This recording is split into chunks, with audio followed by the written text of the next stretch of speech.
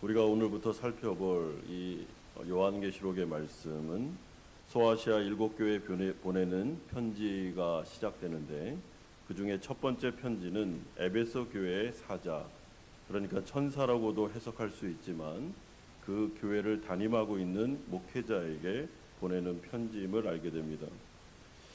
첫 번째 편지가 에베소 교회에 보내진 중요한 이유는 에베소가 로마의 아시아 속주 가운데 가장 중요한 도시였으며, 이 가운데 세워진 이 교회는 어떻게 보면 그 소아시아에 있는 7교회 가운데 대표적인 교회였기 때문에 그렇습니다. 에베소는 아시아의 중요한 상업과 수출의 중심가였고, 그리고 황제 숭배, 그리고 우상 숭배의 중심지였습니다. 이 가운데 복음이 선포되면서 교회가 세워졌고, 그 가운데 놀라운 하나님의 은혜가 나타난 것을 보게 됩니다. 따라서 에베소는 그리스도 문명의 영향으로 인해 광범위한 종교의 중심지였습니다. 에베소의 기독교 신앙이 전파된 것은 우리가 사도행전에 보면 아마도 브리스길라와 아굴라에 의해서 복음이 전해졌을 것으로 여겨지고, AD 52년 무렵에 아마 교회가 세워진 것 같습니다. 에베소에는 바울이 약 2년 정도 머물렀으며, 그 다음으로 바울의 수제자였던 디모데가 와서 목회를 하게 됩니다. 그러나 에베소 교회하고 가장 긴밀하게 연결된 사도는 요한계시록을 썼던 이 사도 요한이 아닌가 우리는 생각할 수 있습니다. 에베소 교회 역시 이 시대 가운데 황제 숭배와 우상 숭배로 인하여 핍박과 사이비 이단으로부터 공격을 많이 받고 있었고, 이에 교회를 지키기 위해서 목회자들과 성도들은 고군분투하면서 어떻게든지 이 교회를 살려야 된다, 이 교회가 무너지면 안 된다라는 생각을 가지고 하나님의 나라 관점에서 자신들의 순교까지도 강요하면서 교회를 지켰던 것으로 생각됩니다. 그런 가운데 이제 요한계시록의 말씀을 통해서 고난과 핍박을 이겨내고 이제 하나님 앞에 서 있는 이 에베소 교회를 향해서 주님께서는 첫 번째 편지를 보내고 있습니다. 첫 번째로 우리가 살펴볼 주제는 이 편지의 발신자와 수신자가 누구인가 1절에 나오고 있습니다. 먼저 발신자에 대해서 말하는데 1절에 보면 오른손에 있는 7뼈를 붙잡고 7 금촛대 사이를 거니시는 이라고 소개하고 있습니다. 여러분, 이분은 우리가 1장 13절에서 이미 살펴본 대로 인자와 같은 이, 그러니까 예수 그리스도를 말합니다. 자신의 백성들을 너무나도 사랑하셔서 성육신하사 십자가의 모든 고통을 다 견디시고 대속의 죽음을 죽으신 바로 그분, 성부 하나님의 능력으로 부활 승천하셔서 오순절 성령을 부어주신 바로 그분, 교회의 머리시고 교회를 세우신 분이십니다. 이분이 촛대로 상징되는 교회 사이를 걸어가고 계시며 별로 상징되는 교회의 사자들, 목회자들을 다스리고 지배하고 계십니다. 그렇기 때문에 교회를 다스리되 이들의 고난과 핍박에 동참하심으로써 교회를 지키고 보호하고 계시는 분으로 소개하고 있습니다. 시편 23편에 보면 선한 목자로서의 그리스도를 우리 가운데 알려주고 계십니다. 따라서 예수 그리스도는 승천하셔서 지금 우리를 떠나 계신 것이 아니라 성령을 통해서 교회와 함께하고 계시며 성도들의 모든 인생 가운데 선한 목자가 되셔서 동행하고 계신다. 특별히 고난 중에 있는 성도들의 삶 속에는 하나님께서 눈동자와 같이 이들을 지킨다라는 것이 이 발신자에 대한 모습을 통해서 나타나고 있습니다. 따라서 지상에 세워진 모든 교회는 예수 그리스도께서 다스리시는 하나님의 소유입니다. 또한 교회의 목회자들 역시 하나님께서 세우신 부르심 받은 종들입니다. 물론 그 가운데는 하나님께서 세우시지도 않았는데 부르심의 증거도 없지만 자기 마음대로 목회를 하는 자들도 있습니다. 그러나 그런 경우를 제외하고는 모든 목회자들은 다 하나님의 부르심에 따라 그 교회를 섬기게 되어 있습니다. 그러므로 그리스도께서는 교회와 성도들의 일거수일투족, 특별히 목회자들이 하고 있는 그 모습들을 다 알고 계시고 다 보고 계십니다. 특별히 고난당하는 교회와 핍박을 받는 성도들과는 늘 함께 하시면서 이들의 어려움에 동참하십니다. 마치 다니엘의 세 친구들이 신앙을 지키기 위해서 극렬한 풀무불에 들어갔을 때 그 가운데 인자와 같은 한 분이 함께 계셨던 것처럼 여러분, 우리는 고난 중에 나 혼자 이 어려움을 겪는 것이 아니고 주님이 우리와 함께 계시고 가까이 계시고 그 문제 가운데 개입하고 계신다라는 것을 꼭 기억하셔야 됩니다. 그리고 반드시 지키고 보호할 뿐만 아니라 우리가 외롭지 않도록 하나님께서는 은혜를 주십니다. 그러므로 교회와 성도는 하나님의 인도하심을 반드시 확신하고 있어야 됩니다. 현재와 미래 가운데 이 모든 일들이 하나님의 결정에 따라서 이루어진다라는 믿음이 우리 가운데 있어야 됩니다. 여러분, 저는 이것이 너무나도 위로가 되고 격려가 되는 말씀이라고 생각합니다. 금 촛대 가운데를 지나가고 계시는 그리스도, 또한 그 손에는 별을 붙잡고 있는 그리스도, 이분의 이 모습은 바로 우리를 위로하기 위한 하나님의 모습입니다. 하나님은 우리 한마음교회의 사정을 그렇기 때문에 잘 알고 계십니다. 이 자리에 앉아 계신 우리 모든 성도님들의 아픔과 어려움을 누구보다 더 잘 알고 계십니다. 얼마나 힘든 상황에서 혼자 눈물 흘리고 있는지도 아십니다. 막막한 상황 속에서 아무도 나를 도와주는 것 같지 않다라고 느낄 때에도 주님은 우리와 동행하십니다. 여러분, 우리가 새벽마다 살펴보고 있는 욥기서를 보면 욥은 모진 고난과 재난을 당했습니다. 그리고 하나님께서 그와 함께 하시지 않는 것처럼 세 명의 친구들이 그를 공격하고 정죄하는 모습을 보게 됩니다. 그러나 욥기서 전체를 보십시오. 하나님 앞에서 가장 신뢰받고 가장 사랑하는, 하나님이 정말 눈에 넣어도 안 아플 정도로 사랑했던 존재가 누굽니까? 욥이었습니다. 고난과 재난이 극심한 상태에서 끝까지 주님의 주권을 붙잡으면서 신앙을 지키려고 했던, 몸부림쳤던 욥. 세 명의 친구들은 아무리 욕하고 네가 죄인이라고, 죄 때문에 네가 이런 어려움을 당하는 거라고 말해도 여러분, 욥기서는 그것을 지지하지 않습니다. 하나님은 욥을 사랑하고 계시며 사랑하여 연단하기 위해서 이 고난을 주셨고, 이 고난을 통과한 다음에는 반드시 정금같이 나올 것이다. 이것이 바로 하나님이 욥의 인생을 붙잡고 있는 결과라고 말씀해주고 있습니다. 그러므로 하나님이 우리를 사랑하시고 우리와 동행하고 계시기에 우리가 현재 겪고 있는 이 고난도 우리에게 유익할 것입니다. 합력하여 선을 이룰 것입니다. 이것은 교회만 주어지는 약속이 아니라 성도들에게도 주어지는 약속입니다. 여러분, 우리 한마음교회 안에 어려움과 고난이 많았습니까?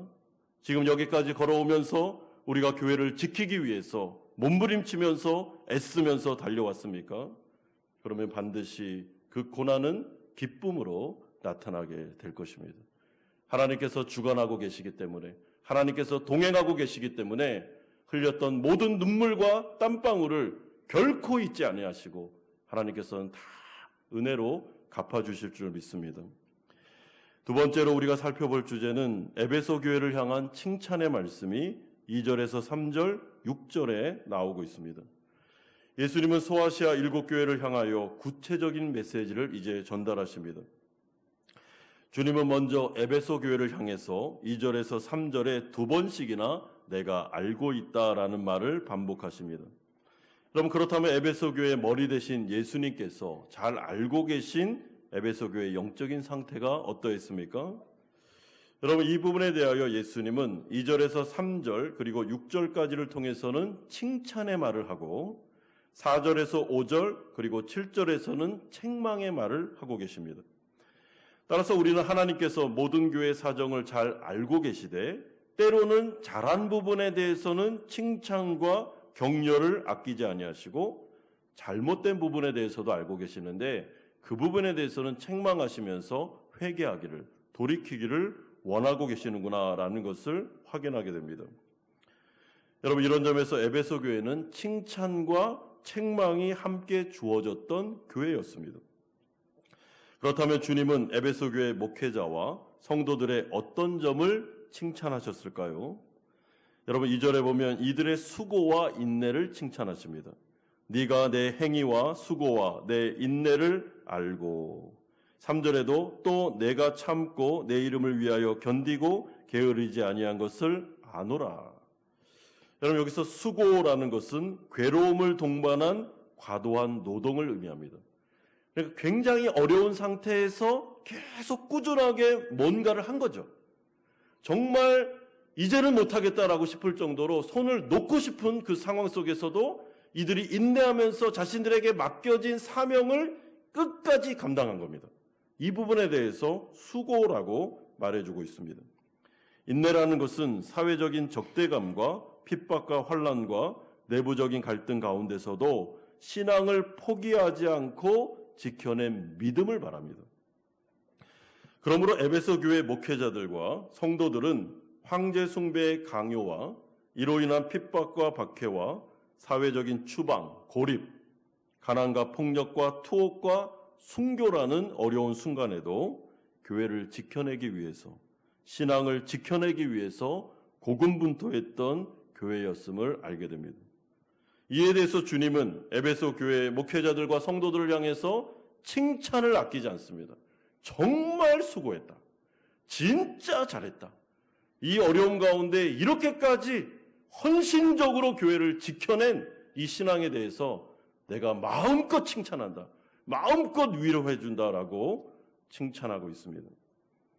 그러면서 한 가지를 더 칭찬하는데 에베소 교회가 2절의 하반절 보시면 악한 자들, 그러니까 교회에서 스스로 높이려고 했던, 주도권을 잡으려고 했던 어떤 세력들, 그리고 자칭 사도라고 칭했던 니골라당 같은 사이비 이단 교사들, 이들을 분별해냄으로 말미암아 이런 자들이 교회에 들어오지 못하도록, 발붙이지 못하도록 하나님의 진리의 말씀의 칼을 예리하게 갈아서 하나님의 말씀을 계속 선포함으로 말미암아 성도들로 하여금 거짓 신앙을 분별해내고, 그래서 교회가 순수하게 복음으로 이렇게 무장할 수 있도록 한 점에 대해서 그리스도는 에베소 교회를 향해서 칭찬하고 있습니다.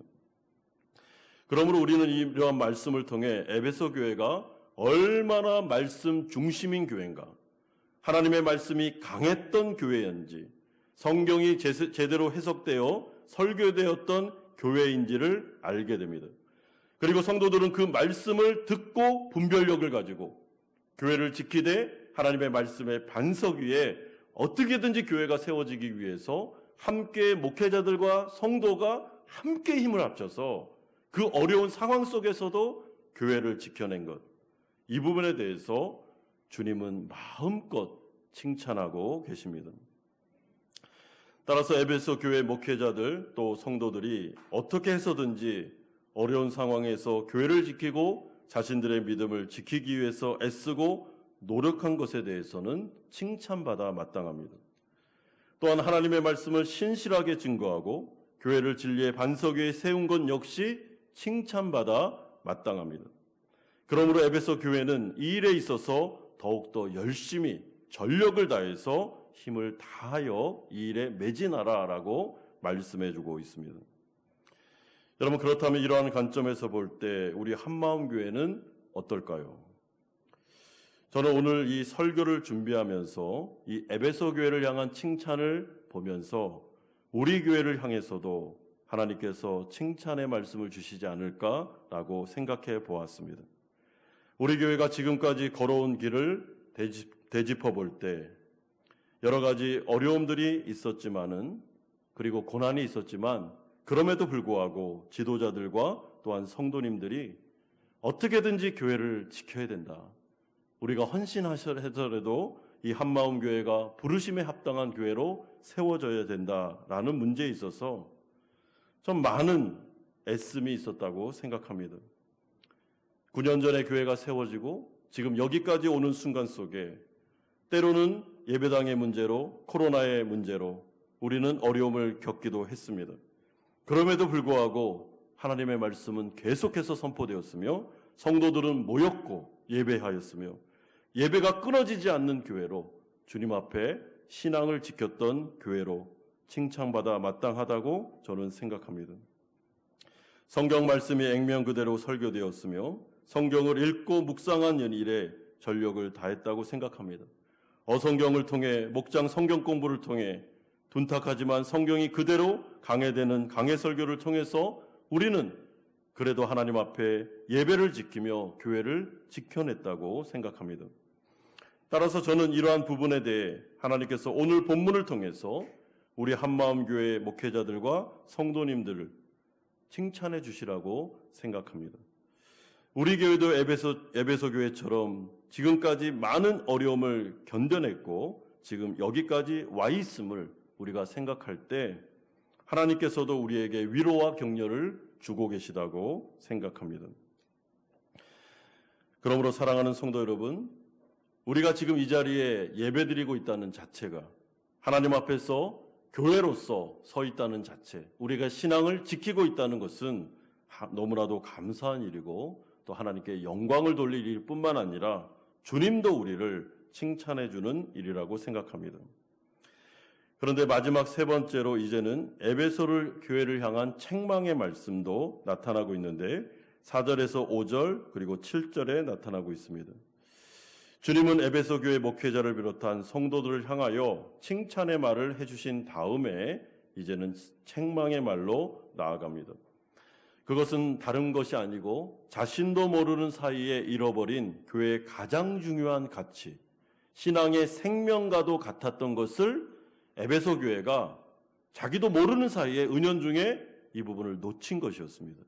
4절에 보면 그러나 너를 책망할 것이 있나니 너의 처음 사랑을 버렸느니라.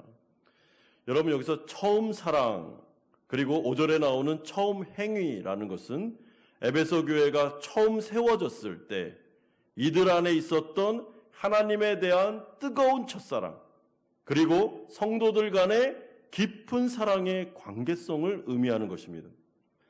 그러므로 우리는 적어도 에베소 교회가 개척하는 당시, 그러니까 사도 바울을 통해서 에베소 교회가 세워지는 그 시점에서 이들의 예배가 얼마나 뜨거웠으며 그리고 하나님을 향한 그 예배와 찬양과 기도가 하나님 앞에서 정말 마치 불이 붙는 것 같은 그런 마음에 불이 붙는 것 같은 뜨거움이 있었다는 것을 확인하게 됩니다.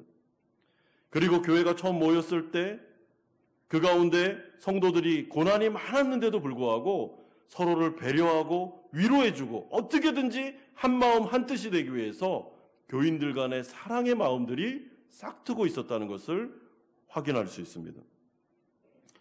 그런데 어느덧 이들의 신앙이 변화되고 말았습니다. 극심한 핍박과 환난과 거짓 교사들의 공격으로부터 교회를 지켜내느라 힘겹게 니골라당과 이단들과 영적인 싸움을 벌이느라 기독교 신앙의 가장 중요한 핵심 중에 하나였던 하나님과 성도들 간의 사랑을 잃어버린 상태였습니다. 그런데 더 무서운 것은 내가 이런 첫사랑을 잃어버리고 있는 것도 에베소 교인들이 잘 몰랐습니다. 왜냐하면 너무 전투가 많아서 교회를 막 지켜내고 사수해야 돼. 우리는 어떻게든지 교회를 지켜내야 돼라는 그 전투력이 너무나도 강했기 때문에 마음이 싸늘하게 식어지고 있는 것을 잘 몰랐습니다. 이에 대해서 주님이 교회를 잘 알고 있는 그분께서 에베소 교회를 이렇게 거느시면서 성도들의 마음까지도 다 살피시는 주님께서 이제 책망의 메시지를 전달하는데 너희들이 첫사랑을 잃어버렸다. 교회를 지키는 건 정말 잘했는데 그러다 보니까 마음이 싸늘해졌다. 처음 행위를 잃어버렸다. 그러므로 다시 회개하고 어디서부터 문제가 있는지를 돌아보고 그리고 다시 첫사랑을 회복하라고 말해주고 있습니다. 여러분 첫사랑을 회복하는 그 방법에 대해서 오늘 본문 5절에 보면 두 가지를 알려줍니다. 첫째는 생각하라. 과거를 기억하라는 것이고 두 번째는 회개하라. 돌이키라는 명령입니다. 여러분 여기서 첫 번째로 생각하라라는 말은 어느 지점에서 어떤 때부터 내가 하나님과 성도들을 향한 그 사랑의 마음이 시들어졌는지 어느 순간부터 마음이 점점 이렇게 미지근해졌는지를 그 때가 언제인지를 한번 곰곰이 생각해 보라는 것입니다. 여러분 우리 교회나 우리 자신도 만약에 하나님에 대한 뜨거운 사랑의 감격이나 성도들을 향한 사랑의 마음이 점점 줄어들고 있는데도 불구하고 잘 모르고 있었다면 어느덧 보니까 내 마음이 왜 이렇게 식어져 있지? 예배를 드리는데 감동도 없고 찬양을 드리는데 눈물도 없고 기도를 드리는데도 아무 감각이 없는 성도들을 바라봐도 사랑의 마음은커녕 별로 이렇게 만나고 싶지 않은 이런 싸늘한 마음들. 그런데도 예배는 드리고 종교적인 생활들은 뭐 그냥 해야 되니까 하고 있는, 그리고 교회는 지켜냈으니까 이것으로 만족하는 그런 신앙은 아닌지를 생각해 보라는 것이죠. 언제부터 이런 증상들이 나타났는지, 언제부터 내 마음이 싸늘하게 식었으며 냉소적으로 변했는지를 한번 자문해 보고 원인을 찾으라는 것입니다. 여러분, 우리가 신앙생활을 할 때 교회 안에 여러 사람들과의 관계도 있고 또 사건, 사고도 있기 때문에 여러분, 성도가 계속해서 마음의 뜨거움을 유지하는 것은 굉장히 어렵습니다. 어려운 문제입니다. 왜냐하면 상처를 한번 딱 받으면 그때는 마음이 급냉합니다. 확 식어집니다. 그래서 상처를 받고 안 받을 수 없는 구조가 아니잖아요. 죄인된 인간들이 모여 있잖아요. 사건, 사고가 없을 수 없지 않습니까? 그렇기 때문에 이 마음을 지켜낸다는 것은 정말 모든 영적인 전쟁 가운데 가장 어려운 전쟁입니다. 그런데 에베소 교회에 어떤 문제가 있었는지 우리는 잘 모릅니다. 사실은 거기 없었기 때문에. 그러나 이 교회 가운데는 분명한, 오늘 본문의 맥락을 보면 교회를 지켜내는 부분에 있어서는 이들이 전심전력을 다했습니다. 모든 헌신을 다했습니다. 그리고 교회를 지켜냈습니다. 이 어려운 가운데. 근데 문제는 그런 가운데 아마 상처를 주고받았던 것 같습니다. 그러면서 마음이 어느 날 싸늘해지기 시작했는데, 싸늘해지는지도 모르면서 계속 방치하다 보니까 지금은 어느 지경에 됐냐면 주님이 도저히 이제는 그냥 내버려 둘 수 없을 정도로 마음이 냉랭해지고 마음이 싸늘해지면서 첫사랑을 다 잊어버리고, 교회가 처음 세워졌을 때 그렇게 뜨거웠던 예배와 그렇게 눈물로 흘리면서 진짜 교회다운 교회를 한번 세워보자라고 하면서 그때 모였던 그 감격과 그 감사가 다 사라지면서 그냥 모양만 신앙생활을 하는 그런 지경에 가 있었던 것이죠. 여러분, 이런 부분에 대해서 생각하라라고 말한 이후에 주님이 뭐라 그럽니까? 회개하라라고 그럽니다. 여러분, 이 부분에 대해서 위로해 주지 않습니다. 그래, 상처를 많이 받았구나. 그래서 그렇게 마음이 싸늘해졌구나. 첫사랑을 다 잃어버렸구나. 이해한다라고 말하지 않습니다. 왜냐하면 여러분, 이 사랑이라는 부분은 기독교 신앙에 있어서 핵심 중에 핵심이기 때문에 그렇습니다. 성경에 보면 구약 성경을 요약하면서 예수님이 기독교 신앙에 대해서 말해준 게 있는데, 그것은 온 마음과 뜻과 정성을 다하여 하나님을 어떻게 해요? 사랑하라라고 말씀하셨고, 제 두 번째 중요한 계명은 이와 동일한데 내 이웃을 네 몸처럼 사랑하라라고 말씀하셨습니다. 그러므로 기독교에서 사랑을 딱 빼면 그때부터는 신앙이 아니라 종교입니다, 여러분. 종교 행위가 되는 겁니다. 그러므로 이 문제는 예수님께서 위로해주고 격려해주는 문제가 아니라 이 문제는 반드시 고쳐야 되고, 이 문제는 반드시 회개해야 되고 돌이켜서 뜨거운 마음을 회복해야 된다. 첫사랑을 회복하고 나아가야 된다라는 주제로 우리에게 말씀해주고 있습니다. 그러면서 주님은 만약에 이 책망에 대해서 이것을 가볍게 여기면 그때는 정말 어려운 문제가 닥칠 텐데 너의 촛대를 옮기겠다라고 말씀합니다. 여러분, 여기서 촛대를 옮긴다라는 이 말이 어떤 의미인지 여러 가지 해석들이 있는데요. 제가 생각할 때는 성령의 은혜를 옮겨버리겠다. 그러니까 다른 교회에 성령의 불이 붙도록 하겠다라는 의미가 포함된 것 같습니다. 그러니까 지금까지 해왔던 대로 마음이 냉랭한 상태로 첫사랑을 다 잃어버리고 계속 하나님 앞에 나와서도 사랑 없는 마음으로, 성도들을 대할 때도 냉랭한 가슴을 가지고 관계성도 거의 다 깨진 상태에서 교회만 지키기 위해서 몸부림치는 이런 생활은 안 된다, 이제는. 만약에 그런다면 내가 성령을 옮기겠다고. 다른 교회에 부흥이 일어나고 다른 교회에서부터 놀라운 성령의 역사가 나타나게 하면서 시기하는 마음이 들도록 할 거니까 이 경고의 말씀을 잘 귀담아 들으라고 말씀해 주고 있습니다. 그러므로 사랑하는 성도 여러분, 하나님께서 지금 우리 한마음 교회에도 에베소 교회에 주신 이 책망의 말씀이 우리에게도 그대로 적용되고 있지는 않은지를 돌아봐야 됩니다. 교회에도 적용해야 되지만 내 자신에게도 적용하셔야 됩니다. 혹시나 내 자신이 이러한 첫사랑을 잃어버린 것은 아닌가? 우리 교회가 9년 전에 세워졌을 때 그렇게도 갈급한 마음으로 교회다운 교회를 세우기 위해서 목회자도 없는 상태에서 예배드림에도 불구하고 그렇게 뜨거웠고 그렇게 간절했던 하나님의 말씀만 들으면 된다는 심정으로 모였던 그 영성이 지금도 우리 가운데 있는 것인지, 말씀과 교회를 지켜내느라 부단히도 노력한 결과 교회를 지키기는 했는데 이상하게도 그러면 그럴수록 마음은 더욱 냉랭해진 것은 아닌가. 그런 가운데 나도 모르는 사이에 여러 가지 상처를 주고받으면서 마음속에 예배도 싫고 말씀 들어도 별 감동이 없는, 기도도 잘 안 되고 성도들과의 만남도 그렇게 흥미가 없어지는 그런 영적인 상태가 아닌지를 돌아볼 필요가 있습니다. 하나님에 대하여 그 첫사랑, 뜨거운 사랑이 어디 갔는가 우리는 돌아봐야 된다는 것입니다. 만약에 그렇다면 어떻게 해야 됩니까? 생각하셔야 됩니다. 언제부터 이런 증상이 나타났는지, 언제부터 내 마음이 식었는지, 여러분 곰곰이 집에 가서 생각하고 기도하는 시간에 생각이 안 나면 간구해야 됩니다. 알려달라고. 그리고 그 문제를 여러분 해결하셔야 됩니다. 여러분 마음의 상처가 생각보다 무섭습니다. 마음의 상처를 딱 받으면 기쁨이 확 사라집니다. 그리고 긴장하게 되고 그리고 만사가 귀찮아집니다.